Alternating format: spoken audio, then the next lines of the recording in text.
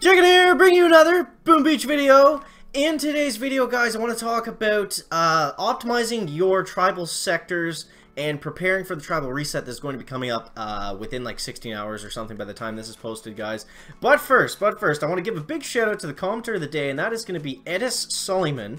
So Edis said, guys, that he did some testing with the ice shield, and apparently one boom cannon shot can actually be fully absorbed by the ice shield, which is really cool. And I also had someone else comment the other day, and they said that the ice shield, that the warriors under the ice shield actually do less damage.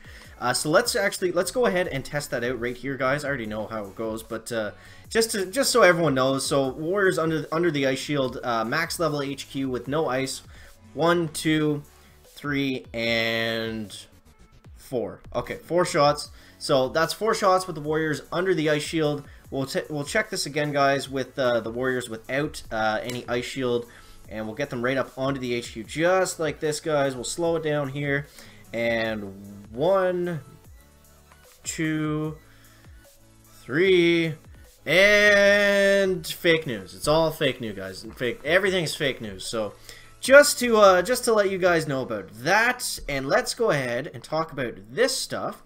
Boost reset 23 hours, guys, and let's go ahead and dive on into today's Dr. Terrence, guys. So to optimize your raw crystal production is going to come down to how quickly you can gain up resources. And it's not about the speed that you can get the resources at, because we all know that like as soon as you it's all cumulative, right? Like you can get a resource and then put it in as you go. So it's not necessarily about getting them the fastest, but it's more so about optimizing your whales. And what I mean by whales is people on your map that have the most resources.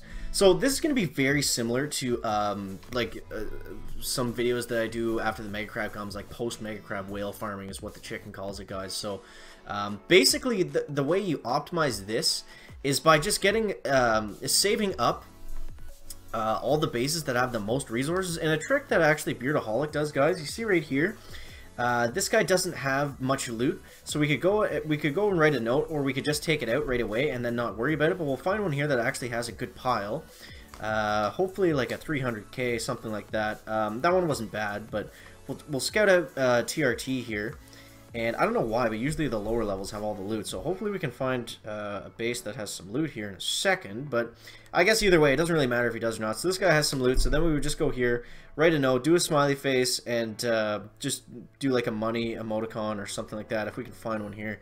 There's so many. Okay, we'll do a chicken one, I guess. Something like that. And then we know. So that's the chicken base, guys. That one has a lot of loot. So just little things like that just to optimize. And then you would either save a bunch of those up until the until your map was cleared and you didn't have any other ones to put down or to take down to get the most out of your resources, or you would just do them all at once as you needed them for optimizing your tribal sectors.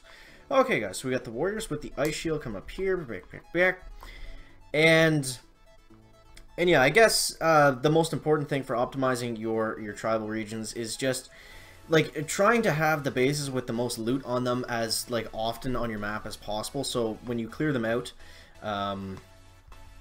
like do it all in one go, and then hopefully you can get some new ones. And the bases that don't really have much loot just clear them. Like you would just do those like throughout the day or whatever, like not during like a heavy map clear when you're gonna have a lot of resources, because the idea there is you don't want to you don't really ever want to log out of Boom Beach with a bunch of resources when you can actually use them for something, which is new with the tribal sectors, right? Because before it didn't matter. I would just beach my HQ or whatever, like during the mega crab, just to give away resources because I had no need for them. But now we can actually get these boosts are actually seeming pretty helpful. I really like using the gold boost, like I said before, just because I find the gold boost paired with the endless reserves just works really, really well. You can just kind of constantly be on and like constantly clearing your map. It just makes the map clearing easier. It's not necessarily the best choice. Obviously, one of the damage ones would probably be the best choice if you were concerned with making your map clearing a little bit easier. But at my VP right now, it's not really a big deal to take a little bit longer to do the map clear or whatever. But yeah, so I like the gold. I like the gold boost, and it's also they're all the boosts are going to be changing, right? So it's not the level of your tribal sectors is going to be the exact same, but the boost is going to be, I believe the boost resets because the boost doesn't stay there the whole time. Let's actually just take a quick peek at this. So I'm pretty sure the boost will reset. Yeah, so the boost resets the same time the tribal sectors do. The tribe level is going to be fixed to whatever you get it at. So honestly, you shouldn't be worried about boosting them right now. You should just try to get every single tribe leveled up as best you can and as quickly as possible. So then when a good stat does come along, then you're going to be able to take full advantage of it and be able to boost it to its maximum rather than boosting it when it's at like 2 out of 5 or 3 out of 5 or whatever it may be, and then you're not getting the full stat boost from it. So just little things like that, guys, make a big difference in the long run. So let's go ahead here. Let's flare up to this sniper tower. Getting hit by that shock launcher is actually going to work really well because Dr. Caveman is now going to follow the warriors up here. And I kind of like flaring my warriors like this to an area. Like you see right here, I already had all these mines all cleared out. I wasn't fast enough on that reflare to the HQ, but it doesn't really matter for stage 5. But if you can flare the warriors to an area as opposed to a building, unless the building's directly in front of them, it's going to be a lot nicer pathing. They're going to stay a lot tighter for you. So I don't know, guys. I don't know. But yeah, I was definitely kind of freaked out when someone said the ice shield, the warriors do less damage under it, because I don't know. I found that the warriors weren't really as strong. Like it turned out to be nothing. It was all just in the chicken's head, guys. But yeah, it was good to see that actually wasn't a thing. And it's also cool to see that the ice shield can actually fully absorb a boom cannon shot. Like that's pretty insane. I think it's the best ability to go ahead and upgrade first. I'm just waiting on it right now because I want to do... Actually, I don't know why I'm waiting on it. I guess I could just start them upgrading. I kind of want to do like a gemming to max when I get enough hero tokens. I think that would be kind of fun. If we can actually get there in time. I'm not sure how many tokens it'll take. I'm assuming that... I think all the hero abilities require the exact same amount of tokens, so we'll probably need like, well, 64 for max, so we'll probably need close to 100 to actually gem it from level 2, where it's at right now, to the maximum level, guys. So we got Dr. T, stage 6, right here with the warriors and the chicken. Alright, so we'll get a shock going up like this, we'll get the ice shield going out like that, and let's get a couple health kits down onto the warriors, guys. We're plowing through Volcano Terrace today. Apparently it's very warrior friendly. And yeah, so when the reset comes over, it's going to be best if you can actually be online, obviously, then, and have all your resources, and then you can just, because then you're also, if you have your resources, say you have your resources maxed out in 24 hours when the tribe resets from now, then you're going to be able to start farming up again for them as quickly as possible, and you're going to get a bit of a head start on that because your resources obviously are going to they're going to carry into the reset, and then you can just max them out from there and then start farming up for the next level, right? Just like that. So apparently the actually no, that was not true. I was going to say apparently the tribe regions or the tribe mine resources, they actually go beyond the storage capacities, but that was also fake news. A lot of fake news coming out, guys. It's hard to know when people are talking about something and it's actually right or not, because there were so many bugs in this update. Like, you hear something in the comments and then it's just like, well, I don't know if that's actually true or not. So we'll go up next. Let's flare right in front of the HQ, guys, just like we were talking about before. This is gonna be able to keep the warriors in a bit of a tighter pathing for us here. Dr. Caveman is going to have a little bit of trouble keeping up, but since they're actually damaged, and since I was able to hit that mine right before, then he's going to be able to catch right up perfectly.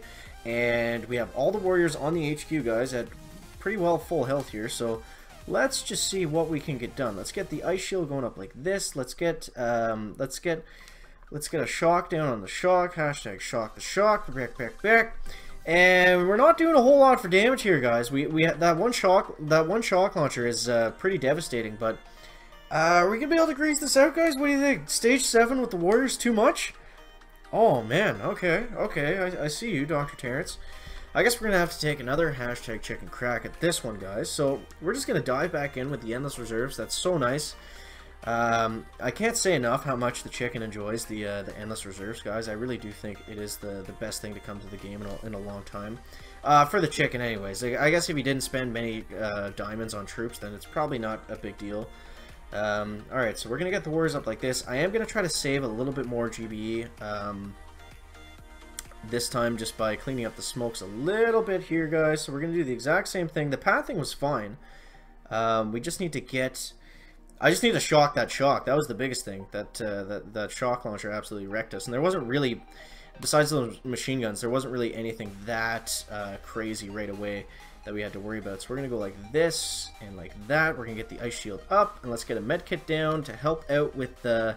those machine guns that are going to be doing a fair bit of work now. These new buff machine guns, man, they're just a nightmare for warriors to deal with. And you actually see this one on the far corner. You see these warriors survive because they're all in the blind spot. The machine gun's actually shooting over top of them. So say all these warriors go down on this side. The warriors that are in the blind spot, they're going to be completely free, and it's actually not going to shoot them anymore. So stage 7 goes down. Back.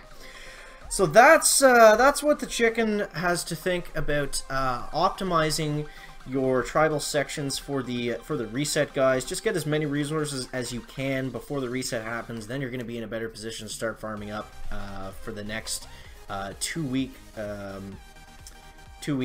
stance, 2 week time period of the sectors to go. So let me know what you think of that, guys, down in the comments. That's going to wrap it up for the video today. Make sure to leave a like if you found it interesting, entertaining, or informative. And we'll see you in the next one, guys. Chicken out.